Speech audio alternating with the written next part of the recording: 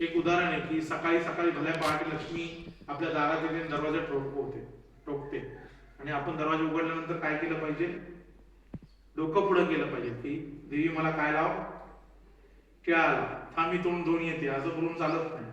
आणि आपल्याकडे सध्या परिस्थिती अशी आहे, तुमच्या दारात लोक येत आहेत आणि तुम्ही हा असं तसं, मला हा प्रॉब्लेम आहे, मला असं आहे, मी नंतर बघते, मला जमत नाही, याला काय म्हणतात? करंटेपणा म्हणतात. काय म्हणतात? म्हणजे लक्ष्मी दारात यायचा प्रयत्न करते आपल्या, आणि आपल्याला मात्र त्या गोष्टीचं घेणं देणं नाहीये, आपल्याला त्या गोष्टीची गरज नाही. बरं, तुम्हाला बोलून फायदा नाहीये, कारण तुम्ही नियमित इथे येत आहे. जे लोक येत नाही अशा लोकांना ते बोललं गेलं पाहिजे. ती लोक मला जर सापडले असते तर त्यांना मी ऐकवलं असतं.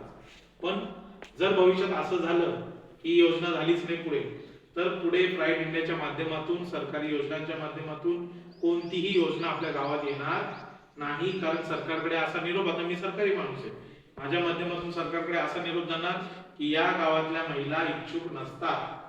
या गावात तुम्ही काही दिलं तरी महिला तयार होत नाही, काहीच देऊ नका या गावात. आणि नंतर मग असं होतं की गावामध्ये लोक येत नाही, गावामध्ये योजना येत नाही, आणि गावाकडे काय होतं? नंतर दुर्लक्ष होतं. तर प्राईड इंडियाच्या माध्यमातून एक चांगली योजना तुमच्या गावापर्यंत पोहोचली आहे.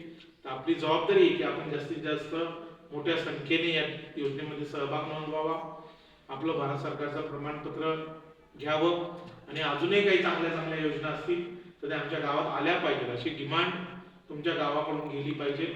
असं जर झालं नाही तर मग कदाचित असं होऊ शकतं की या गावाला भविष्यात कुठल्या योजना द्यायला नको, आणि चांगल्या चांगल्या योजना जर आपल्या गावात येणार असतील तर त्याच्यापासून आपण मुकू. कारण त्याचं कारण आपणच आहोत, कारण आपणच त्या योजनेकडे काय करतोय? दुर्लक्ष करतोय. तर आपल्या गावामध्ये